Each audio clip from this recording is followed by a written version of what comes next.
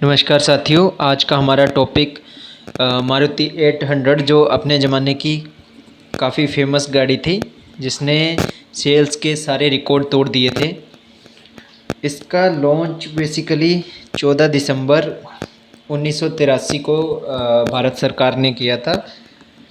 उस वक्त इंडिया में सिर्फ गिनी चुनी ही गाड़ियाँ थी। फॉर एग्ज़ाम्पल पद्मिनी की प्रीमियम ऑटोमोबाइल्स की पद्मिनी थी एंड सेकंड हिंदुस्तान मोटर्स की एम्बेसडर थी। तो इन और महिंद्रा की जीप आती थी। ये सब कारें ऐसी थी जिनको आम नागरिक अफोर्ड नहीं कर सकता था। उस समय की पीएम ने इंदिरा गांधी जी ने अफोर्डेबल कार इंडिया में लाने की सोची। तभी 24 जनवरी 1981 में मारुति उद्योग लिमिटेड की स्थापना हुई। वैसे तो इस प्रोजेक्ट पे काम तो कई दशकों से चल रहा था, परंतु इसको जो फाइनल नींव रखी गई 1981 में मारुति उद्योग लिमिटेड के नाम की एक कंपनी इनकॉर्पोरेट की गई 1983 to 2014, which is the second largest और longest production run of any car in India. ये जो 1983 से 2014 का समय था, इसमें इंडिया की जितनी भी कार कंपनी है उसमें सबसे लंबा प्रोडक्शन था किसी कार के लिए। तो ये मारुति के लिए एक बहुत बड़ी एप्रिसिएशन वाला पॉइंट था। सरकार ने जब देखा कि 1981 में मारुति उद्योग की स्थापना तो कर दी, फिर उन्होंने जापान की फोक्सवैगन हो गई, निसान, जापान की सुजुकी कंपनी आदि को मारुति से कोलैबोरेट करने के लिए इनविटेशन भेजा।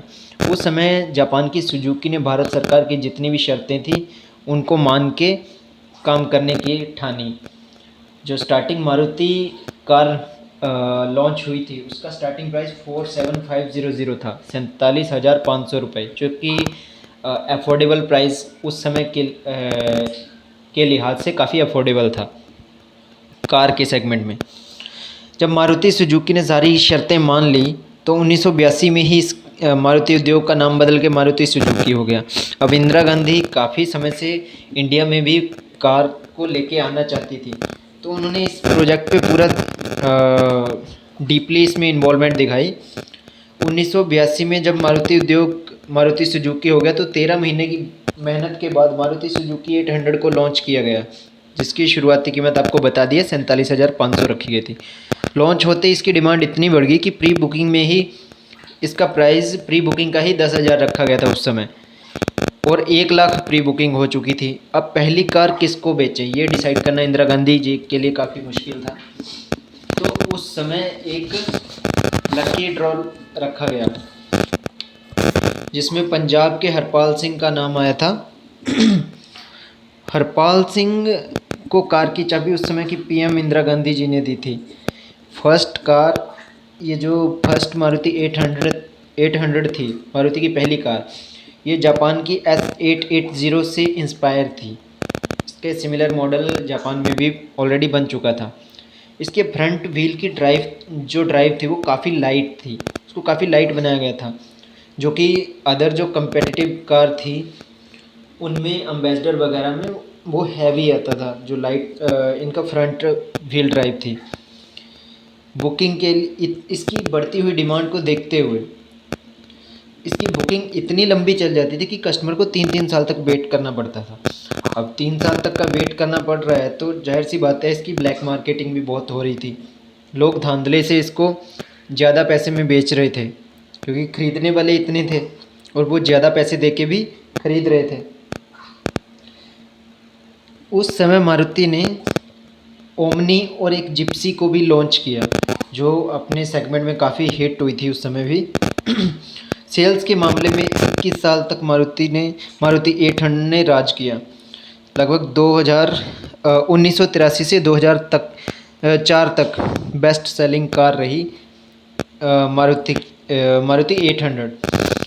इसका अपना ही सेल्स का रिकॉर्ड तोड़ा गया मारुति अल्टो के द्वारा। 2004 में जब अल्टो लॉन्च हुई तो इसने इसका रिकॉर्ड तोड़ दिया।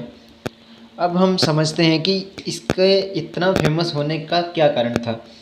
देखिए, इसके अंदर के शानदार फीचर्स, मारुति की बिजनेस स्ट्रेटजी और मारुति का R&D में डेवलपमेंट, ये और best ecosystem, easily available part, जो इसके पार्ट थे वो ईज़िली अवेलेबल होते थे। इसको, ये जो आप स्क्रीन में देख पा रहे हो अल्टो, इसी ने ही मारुति का 800 का रिकॉर्ड तोड़ा था। मारुति के जो मारुति की जो इकोसिस्टम बैठाया था, डिस्ट्रीब्यूशन नेटवर्क क्रिएट किया था, वो काफ़ी अच्छा साबित हुआ इसकी सेल्स स्ट्रेटेजी में।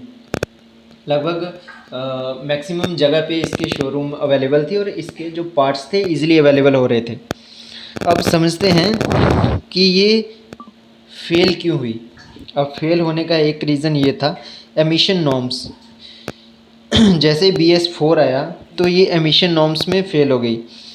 अप्रैल 2010 से इसकी सेल्स पे रोक लगा दी गई, क्योंकि BS4 में इसको इतना अपडेट नहीं किया गया था।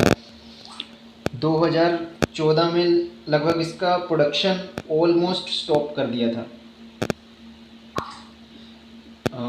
और इसके अलावा जैसा कि मैंने आपको पहले भी बताया, जो इसकी फर्स्ट मारुति 800 की जो चाबी थी वो हैंडओवर हुई थी हरपाल सिंह, जो एक्स इंग्लिश फुटबॉलर थे, मतलब ex prime minister Indira Gandhi के द्वारा उनको चाबी दी गई थी। तो ये उनके लिए एक अपने आप में एक मेमोरी क्रिएट हो गई थी। कहते हैं कि हरपाल सिंह ने पूरी उम्र उस कार को बेचा नहीं था और उसको एक मेमोरी बना के अपने पास रखा था, क्योंकि ये उनको एक तरह से प्राइम मिनिस्टर के द्वारा दी जाने वाली पहली गाड़ी थी। हालांकि उन्होंने पेमेंट करके ली, बट इंडिया में जो पहली कार थी वो प्रधानमंत्री के द्वारा हरपाल जी को दी गई थी। अब समझते हैं कि इसका प्रोडक्शन कब रुका गया। देखिए, 18 जनवरी 2014 को मारुति सुजुकी इंडिया ने लास्ट मारुति 800 को रोल्ड आउट किया, जो कंट्री की लास्ट मारुति थी। तो अपनी जर्नी में काफ़ी हिट प्रोडक्ट साबित हुआ था। तो आई होप इस वीडियो में इस मारुति सुजुकी 800 की स्टोरी में आपको काफ़ी कुछ समझ आया होगा। फिर भी अगर आपकी कोई क्वेरी आप कमेंट सेक्शन में बता सकते हो। चैनल को ज़्यादा से ज़्यादा सब्सक्राइब, शेयर, लाइक करें। धन्यवाद।